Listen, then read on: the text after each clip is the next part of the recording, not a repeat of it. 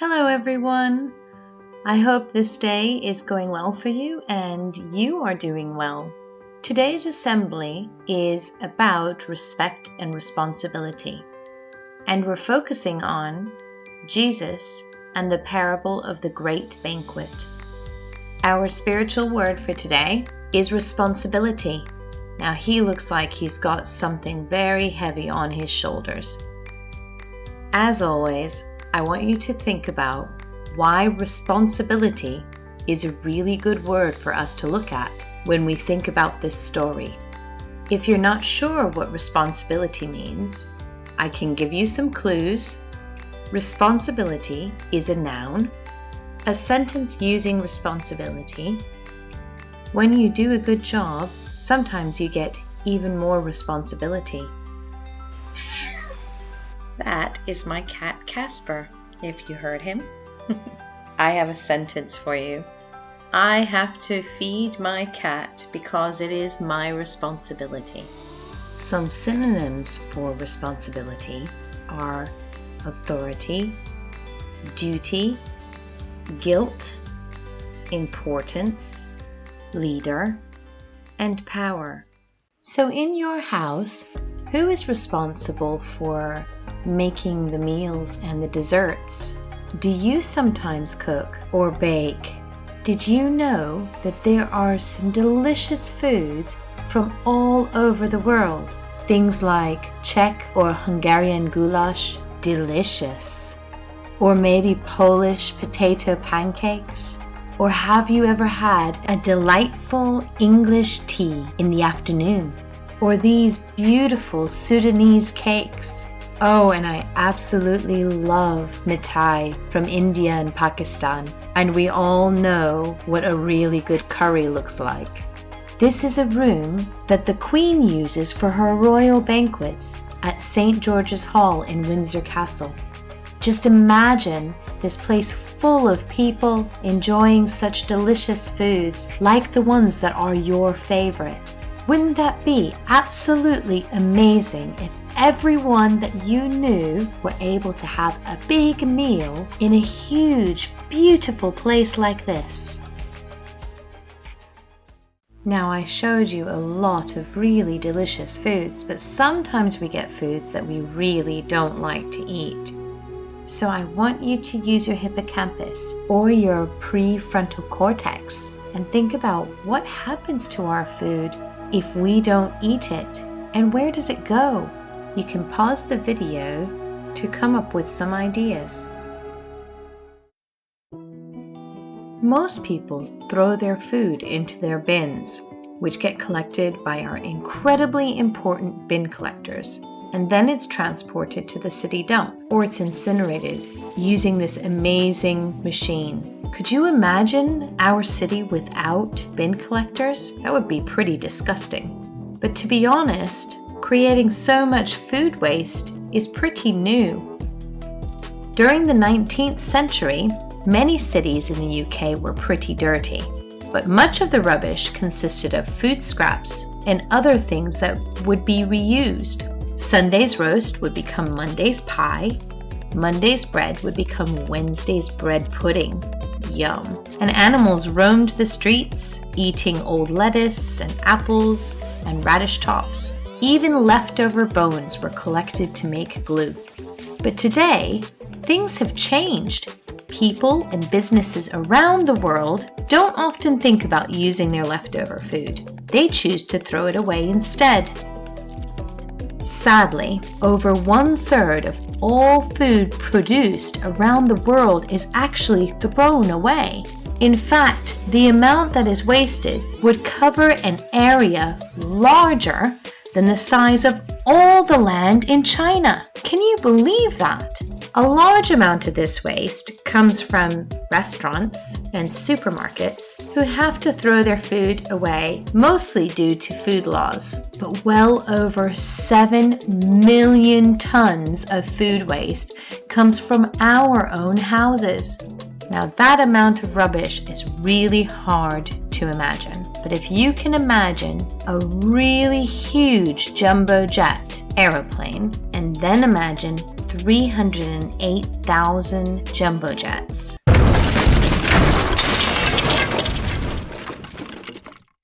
That is a massive amount of rubbish.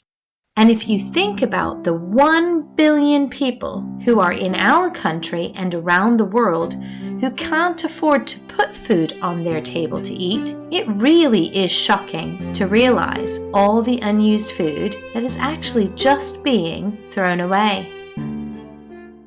Can you imagine the amount of food that was wasted when all the restaurants had to close because of COVID? Imagine all the birthday parties, business dinners, and wedding banquets that prepared so much food for guests, but suddenly couldn't share it with them. What a waste of food. What would you have done with all that food?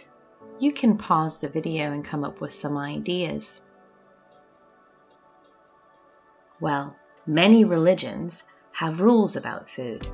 In fact, Jesus, who is a prophet in both Christianity and Islam, often told stories called parables to teach moral lessons to the people who were listening to him.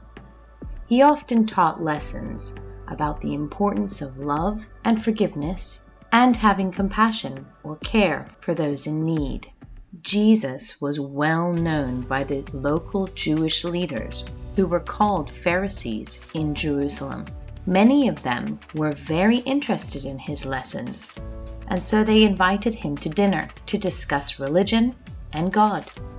There are many examples of this in the Holy Bible.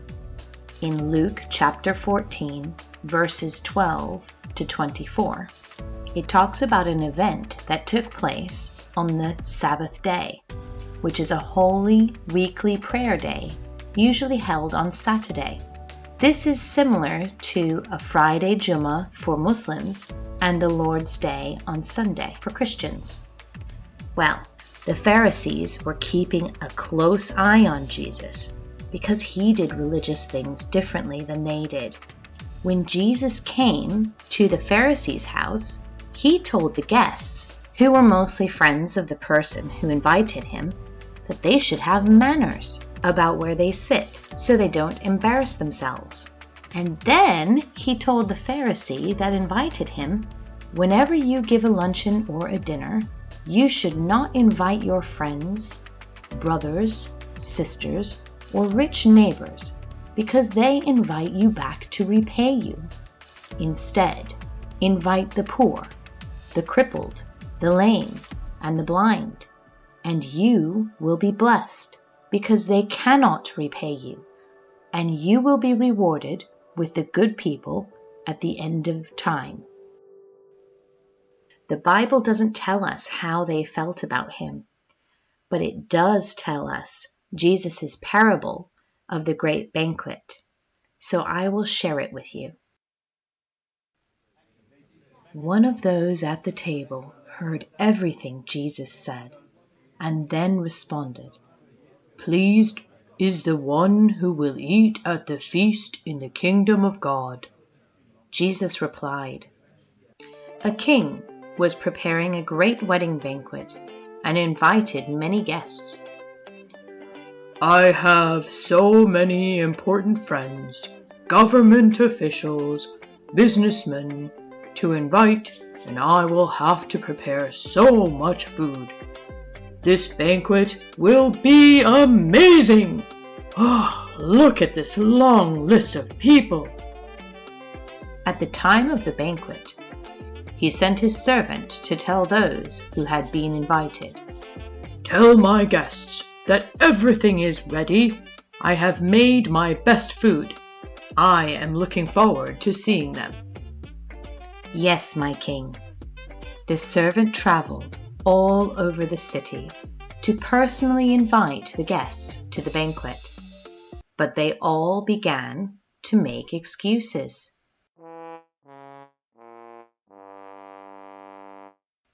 "My master has prepared a great banquet and would like to invite you to attend."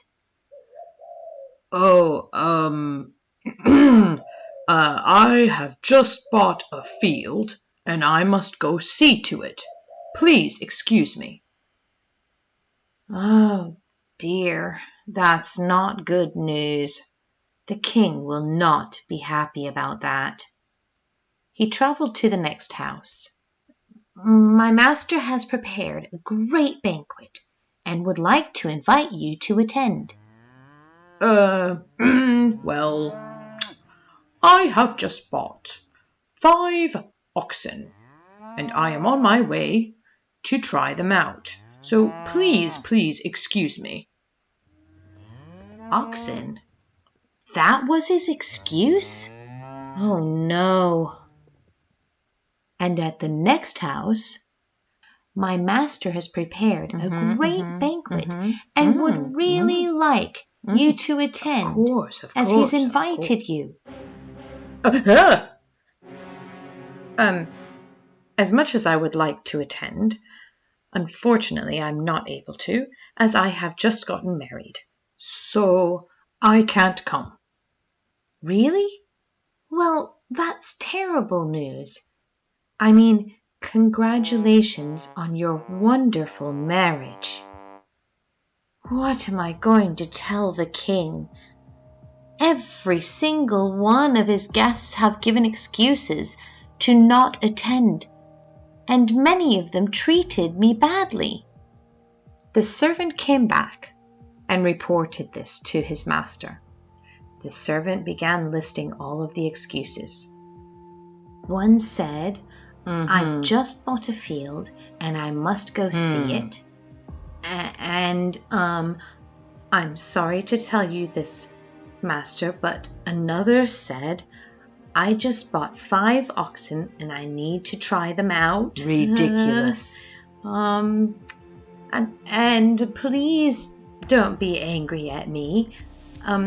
Another said, I just got married, so I can't come." Is that so? And some of them were really rude to me. Okay, stop! I want to hear no more excuses. Go out quickly into the streets and the alleys of the town and bring in the poor, the crippled, the blind, and the lame, and invite him here to my great banquet.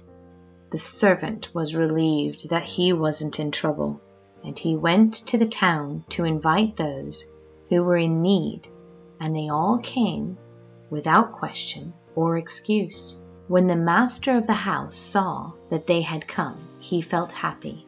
But the servant said, "Sir, what you ordered has been done, but there is still room and plenty of food." The king smiled and told his servant, "Go out to the roads and the country lanes and compel them to come in, so that my house will be full, and all those that I invited and choose to make excuses, they will not get a taste of my banquet." Why do you think that this parable is so important to Christians? Well, Christians believe that this parable's lessons are to have good manners, to give food to the poor, to not waste food, to invite those who are in need to eat at any great banquet, to listen to all the good lessons that Jesus teaches, and to stop making excuses. Which of these lessons do you agree with? Luckily, there are many good news stories during the pandemic about many couples around the world who got married, and they had a huge banquet full of food. But because they couldn't give it to anyone, they chose to give all their banquet food to refugees, to homeless people, to food banks, to NHS staff, and to charities. And in Bradford, there are many organizations and religions that agree that we shouldn't waste food and we should always help people in need. All these amazing people have given their time, money, and energy to be able to feed our families. Because of the work they continue to do every day, it has helped our school to fill this food bank so our families have a safe place to come to get food when they are struggling. And we want to say a very big thank you from the bottom of our heart. So, here is your next challenge. Come up with ways to reduce food waste and stop your food from going into the bin. In the description box down below, there are 2 links. One to use your leftovers for a compost, and another to use your leftovers in new recipes. Check them out. So let's do our reflection. You can close your eyes or you can read along with me. Guide me to be responsible about my food. Remind me that food and water are precious and I should not waste them. Teach me to follow good manners and remember important lessons. Help me to give to those in need and remember to always be thankful.